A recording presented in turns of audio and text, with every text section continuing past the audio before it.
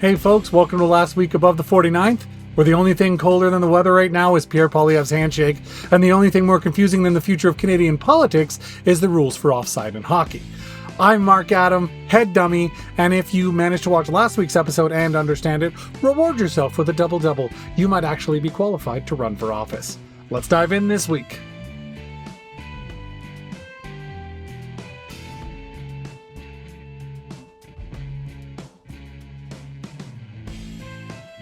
If you watched last week's episode, you'll remember we chronicled the meltdown over Ontario's anti-tariff ad quoting Ronald Reagan during the World Series, which managed to annoy President Trump so badly he nixed all trade negotiations with Canada. It was a diplomatic row so petty it felt like a Twitter fight on a national scale. Then again, what doesn't feel like a Twitter fight with Trump? Well, just when you thought America's Got Tariffs couldn't get a sequel, Trump doubled down. This week, he announced he's slapping an extra 10% tariff on Canadian imports, specifically blaming the Ontario government's ad campaign for misrepresenting Reagan's legacy, which he didn't. Carney, on an already rough week, reportedly apologized to Trump in person at an Asia-Pacific summit, but negotiations are still on ice. So where does that leave us? US-Canada relations on thin ice, Canadians bracing for pricier imported goods, and the political theater continuing its world tour. Ontario Premier Doug Ford did finally agree to suspend the ad, but only after it played in front of millions of baseball fans. Conservatives say Carney's apology shows weakness and blame him for letting Canada lose its economic leverage. They argue only tough negotiation and standing up to Trump will restore trade stability. Carney and Liberals frame the apology as adult diplomacy. Sometimes you have to eat some crow to keep the economic wheels turning. They're pushing to diversify trade, no longer betting the house on American goodwill. As for my fellow dummies watching at home, if you noticed your maple syrup or baseball glove costs more next week, well, you can thank Reagan's ghost and America's favorite Twitter warrior. Well, I guess he's a truth social warrior now, whatever.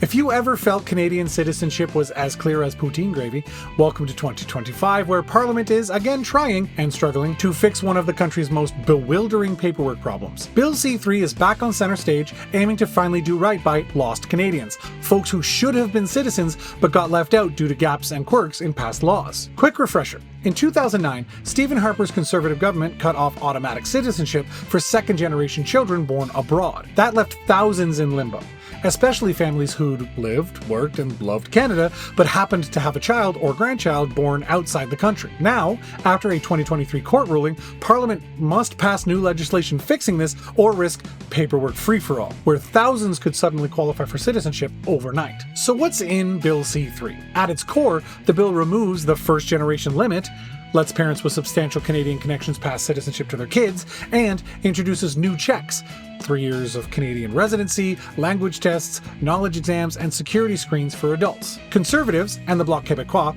want even stricter rules. They're pushing for 3 consecutive, not just cumulative years of residency, mandatory criminal record checks, and aligning citizenship by descent rules with the tougher process for immigrants. Their worry?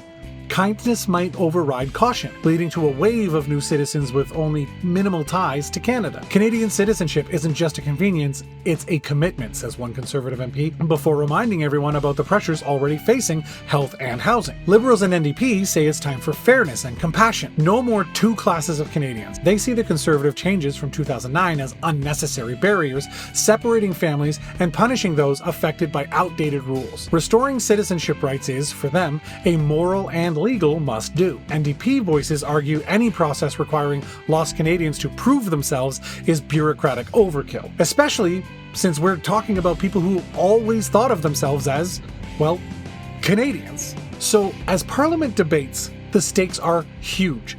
Thousands of people are watching to see if Canadians will embrace them or just keep sending "sorry your paperwork is incomplete" letters.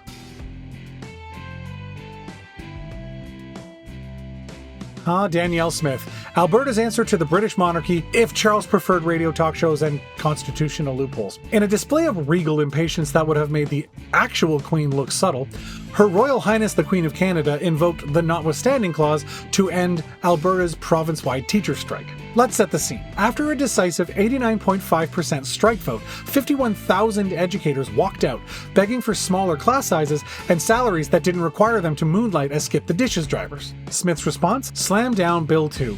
a back-to-school act stuffed with forced items, harsh penalties, up to $500 a day per individual teacher, or $500,000 per day for the union if they don't comply, and a full override of their charter rights courtesy of the Notwithstanding Clause. Her pitch: the strike hurt students and decisive action was needed to get kids back in class. Unions and critics call it bullying, a parliamentary overreach that could be used on any group in Alberta going forward. The only thing Smith didn't add was a royal decree for teachers to bow before the premier on their way back to the classroom. Smith, in classic strongman style, claims this was about protecting order, touting a 12% teacher pay bump by 2027 and 3,000 new hires. Eventually, she invoked not just her favorite clause, but historical precedent from Lougheed and Moe, arguing someone has to think of the children, or at least the government's polling numbers. Alberta's UCP supporters say exercising raw power is sometimes necessary, especially if you call yourself a queen, I guess. Unions, teachers, and honestly most people not aspiring to a crown saw this as anti-democratic bullying, with many warning, today it's teachers, tomorrow it could be anyone. Critics charged Smith with silencing critics, refusing real negotiation, and choosing the nuclear option over binding arbitration. The Alberta Federation of Labour is already threatening a wider general strike, declaring Bill 2 a war on workers. One commenter called Smith the most authoritarian premier in Alberta history. Funny how for someone nicknamed the Queen of Canada, Smith sure hates when people exercise their right to assemble, unless they're assembling to clap for her.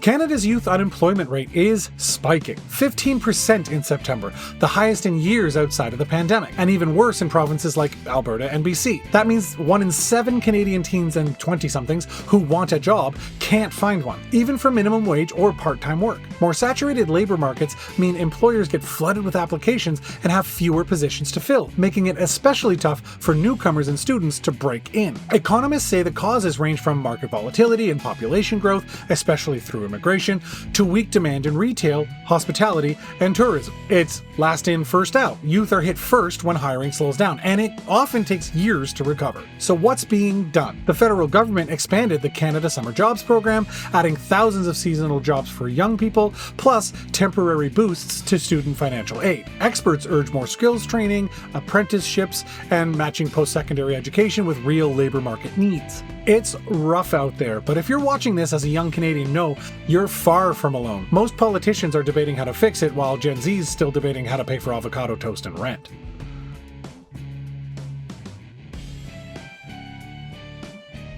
Our main story tonight. Tomorrow, Canada's new government unveils the long-awaited federal budget. A spectacle billed as not so much must-see TV as brace yourself for 47 opinion columns. New Prime Minister Mark Carney is finally putting all his fiscal cards on the table, promising a sharp departure from past fiscal plans and warning Canadians to expect significant sacrifices as he tries to sell Parliament and all of us on his vision for the next era. Now, if you haven't been following, Carney, the ex-Bank of Canada, Bank of England governor, who looks like he was designed in a lab to make fiscal responsibility sexy, is now living his wildest dream, trying to balance a budget while everyone's yelling at him from the cheap seats. But let's be real.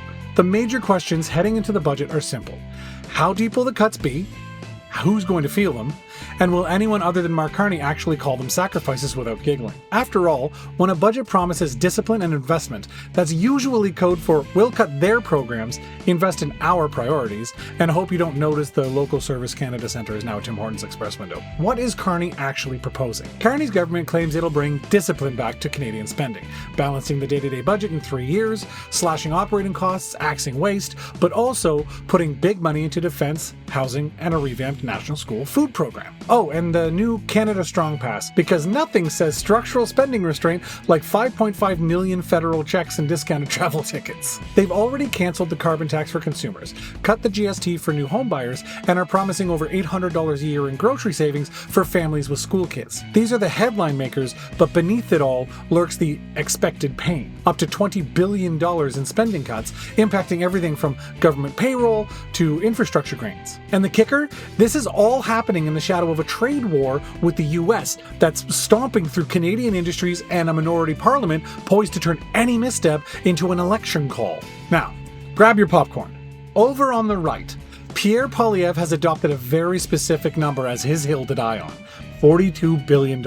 He says anything higher for the deficit is fiscal Armageddon, but also, it's not okay, but it's the disastrous state we're in after 10 years of Liberal government. I would like zero deficit, but the Liberals have put us in this mess, and I work with what I got. Poilievre's Conservatives want the carbon tax scrapped, taxes slashed, and most importantly, an immediate credible path back to balance. Any social spending Carney keeps is woke spending, by which Pierre means anything not directly benefiting Bay Street, Big Oil, or anyone who says freedom at least 3 times per speech. When Poilievre tells Canadian youth, "We see you," he means it. Not in a creepy way, but in a "we see you working 2 jobs and we are blaming the Liberals for your rent" kind of way. Pierre says youth have sacrificed enough, but his policies are all about tough love and cutting the social safety net with a pair of fiscal scissors borrowed from Jason Kenney. And yet, despite all of this, Poilievre hasn't said for sure he'll vote down the budget. "I don't have telepathic powers to tell you what's in it," he said. "If it were to bring down the cost of living, an affordable budget for an affordable living is something that I support." Meanwhile, Carney's own left flank, anchored by the NDP and progressive Liberals, are anxious that his obsession with fiscal discipline is just Martin-era austerity with shinier PowerPoint slides. They like the investments in housing, climate action, and child benefits, but warn that every cut to redundancy is likely to be someone's daycare funding or a regional jobs program.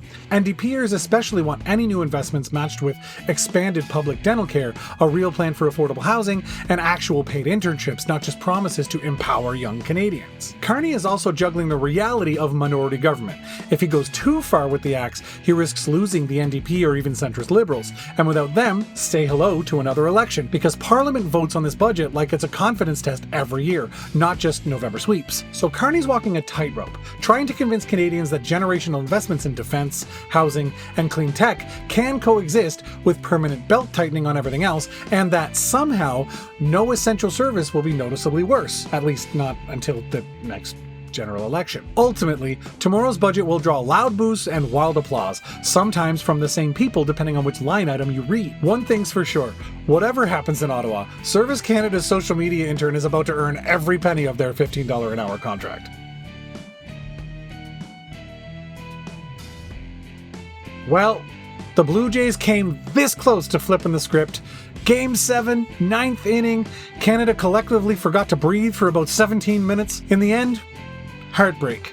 But did we riot? Nope, we politely recycled our disappointment, as is tradition. Why did the Jays lose? Poilievre says it's because Canada's pipelines aren't competitive. Carney blames fate. And Justin Trudeau probably blames whichever minister is closest. At the end of the day, it was 2 very good teams playing what will likely be remembered as one of the best 7-game series in World Series history. Seriously, hats off to the Jays. You turned every Tim Hortons, living room, and transit lounge into a rowdy, hopeful crowd. You gave us all a reason to believe right up until the last swing. So thank you, Blue Jays, for reminding us that Canadian courage doesn't need a trophy to be obvious. You made the whole country proud. And really, losing gracefully is the most Canadian thing of all. See you next year, and hey, maybe practice those extra innings.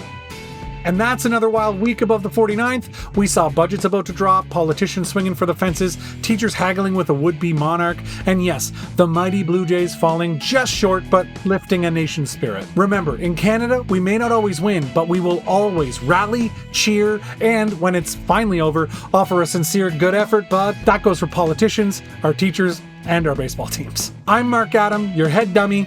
Stay curious, stay scrappy, and if all else fails, order the largest box of Timbits you can find. Because above the 49th, hope is eternal and jokes are forever free. We'll see you in the next video, dummies.